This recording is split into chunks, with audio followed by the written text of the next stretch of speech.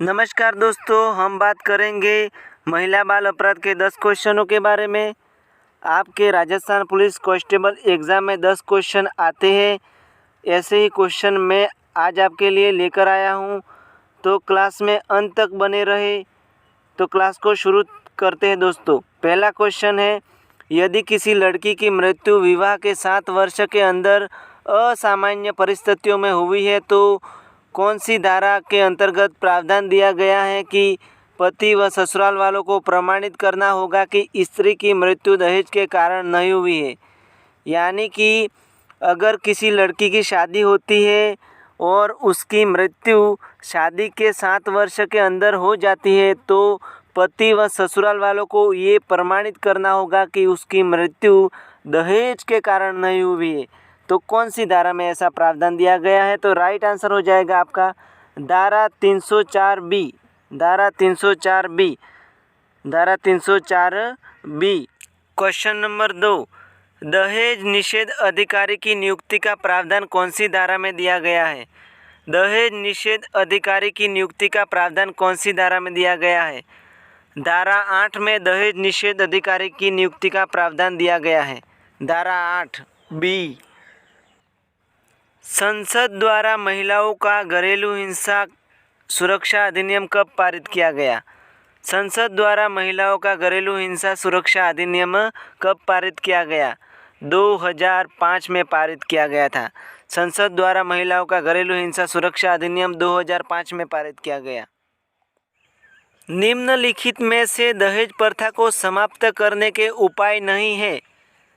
अंतरजातीय विवाह को प्रोत्साहन देना, दहेज लेने या देने के लिए प्रेरित करना, शिक्षा का व्यापक प्रचार प्रसार करना, दहेज के दुष्परिणामों के बारे में बताना। दहेज प्रथा को समाप्त करने के उपाय इनमें से कौन सा नहीं है? राइट आंसर है दहेज लेने या देने के लिए प्रेरित करना। जब तक दहेज लेना और देने के लिए प्रेरित करते रहेंगे तब तक दहेज प्रथा समाप्त नहीं हो सकती। दहेज किसे कहते हैं? दहेज किसे कहते हैं? वधू पक्ष के द्वारा वर पक्ष को धन देना। ऑप्शन बी है वर पक्ष के द्वारा वधू पक्ष को धन देना। सी है विवाह के अवसर पर मेहमानों को भोजन कराना। डी है वधू की सहेलियों द्वारा वधू को कुछ उपहार देना। दहेज किसे कहते हैं? ऑप्शन आपके सामने है, दहेज किसे कहते हैं? राइट आंसर है वधू पक्ष के द्वारा वर पक्ष को धन देना। वधू पक्ष के द्वारा वर पक्ष को धन देना ही दहेज है। वधू पक्ष के द्वारा वर पक्ष को धन देना दहेज है। कौन से काम कार्यस्थल पर शोषण को इंगित नहीं करते? ऐसे कौन से काम हैं जो कार्यस्थल पर शोषण को इंगित नहीं करते हैं? ऑप्शन ए है महिलाओं का अपमान करना, बी है महिलाओं का सम्मान करना, सी है महिलाओं का शोषण करना और डी है महिलाओं को प्रताड़ित करना। ऐसे कौन से काम हैं जो कार्यस्थल पर शोषण को इंगित नहीं करते?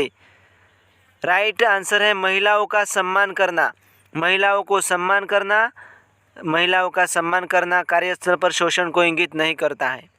झूठी शिकायत के संबंध में कार्यवाही के प्रावधान किस धारा में दिए गए हैं? धारा 14 में दिए गए हैं। धारा 14 में झूठी कार्यवाही के प्रावधान दिए गए हैं। महिलाओं का अश्लील प्रतिनिधित्व प्रतिषेध कानून कब बनाया गया? महिलाओं का अश्लील प्रतिनिधित्व प्रतिषेध कानून कब बनाया गया? तो महिलाओं का अश्लील प्रतिनिधित्व प्रतिषेध कानून 1986 में बनाया गया था। 1986। किसी बालिका को उसकी इच्छा के विरुद्ध किसी व्यक्ति से शादी करने के लिए मजबूर करना 10 वर्ष का कारावास किस धारा का प्रावधान है? यदि किसी लड़की को ज़बरदस्ती किसी व्यक्ति से शादी करने के लिए मजबूर किया जाता है तो ऐसे व्यक्ति को 10 वर्ष का कारावास कौन सी धारा का प्रावधान है? धारा 366। धारा 366। पति द्वारा पत्नी से अलग होने की स्थिति में पत्नी की सहमति के बिना उससे जबरन शारीरिक संबंध बनाना किस धारा के अंतर्गत बलात्कार माना जाएगा?